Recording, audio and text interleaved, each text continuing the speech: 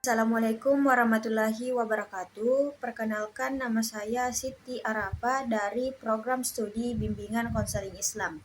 Nah, di sini saya akan menganalisis film tentang perilaku intoleransi dan moderasi beragama. Baik, langsung saja. Jadi film yang akan saya analisis di sini berjudul Tanda Tanya, karya dari Hanung Bramantyo. Nah, film ini menggambarkan realitas kehidupan masyarakat di Indonesia yang majemuk, di mana perbedaan agama, etnis, dan keyakinan hidup saling berdampingan, namun seringkali dibayangi oleh prasangka dan konflik.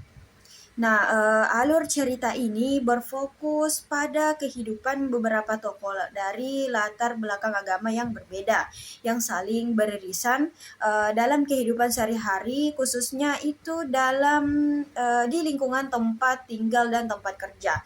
Nah, melalui cerita yang sederhana namun kuat, film ini menunjukkan bahwa konflik keagamaan seringkali muncul bukan karena ajaran agama itu sendiri, melainkan karena cara manusia memaknainya secara sempit. Nah, di sini tokoh Soleh digambarkan sebagai seorang muslim yang sederhana dan bekerja di restoran milik Tan Katsun, seorang keturunan Tionghoa dan muslim. Nah, hubungan mereka di sini itu mempresentasikan sikap toleransi yang tulus meskipun lingkungan sekitar memandang hubungan tersebut dengan kecurigaan.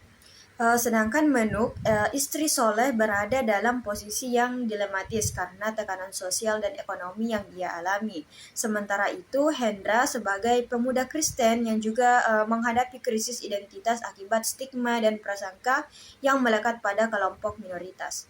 Adegan-adegan penting dalam film ini secara jelas memperlihatkan bagaimana prasangka berkembang menjadi penolakan, tekanan sosial, hingga kekerasan berbasis agama.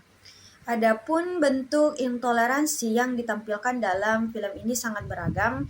Diskriminasi itu terlihat dari cara Tan Katsun diperlakukan secara tidak adil hanya karena perbedaan agama dan etnis, maupun ia tidak melakukan suatu kesalahan. Ujaran kebencian muncul dalam bentuk pelabelan negatif, kecurigaan berlebihan, dan penghakiman moral yang dilakukan oleh kelompok mayoritas terhadap minoritas. Selain itu, terdapat kekerasan simbolik dan fisik yang diperlihatkan melalui tekanan sosial, intimidasi, hingga aksi kekerasan yang mengatasnamakan agama. Semua bentuk intoleransi tersebut ditampilkan melalui adegan nyata yang dekat dengan realitas kehidupan masyarakat.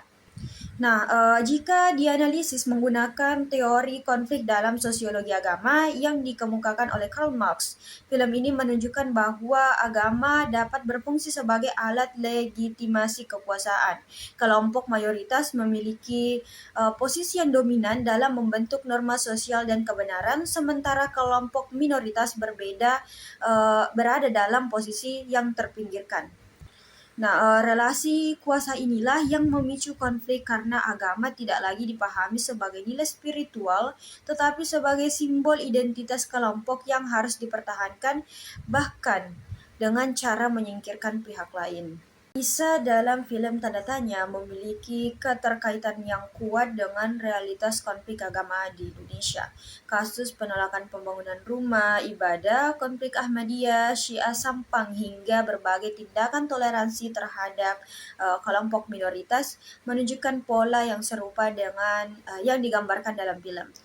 Konflik-konflik tersebut umumnya dipicu oleh dominasi kelompok mayoritas, minimnya dialog antaragama, serta penggunaan agama sebagai pembenaran atas tindakan diskriminatif dan kekerasan. Dalam konteks ini, moderasi beragama menjadi sangat penting. Film Tanda Tanya menyampaikan pesan bahwa sikap ekstrim dan fanatisme sempit hanya akan melahirkan perpecahan. Moderasi beragama menekankan pentingnya toleransi, komitmen terhadap nilai kebangsaan, penolakan terhadap kekerasan, serta sikap terbuka dan akomodatif terhadap perbedaan. Nilai-nilai mampu menjadi jembatan untuk mencegah konflik dan membangun kehidupan sosial yang damai. Sebagai penutup, film Tanda Tanya mengajarkan penonton, khususnya mahasiswa dan masyarakat luas, untuk merefleksikan kembali cara memandang perbedaan agama. Intoleransi itu bukanlah warisan ajaran agama, melainkan hasil dari pemahaman yang keliru dan relasi kuasa yang tidak adil. Melalui moderasi beragama dan sikap saling menghormati, perbedaan justru dapat menjadi kekuatan dalam membangun kehidupan yang bermasyarakat yang harmonis. Baik, itulah saja yang dapat saya sampaikan. Semoga apa yang telah saya sampaikan bermanfaat bagi kalian semua. Wassalamualaikum warahmatullahi wabarakatuh.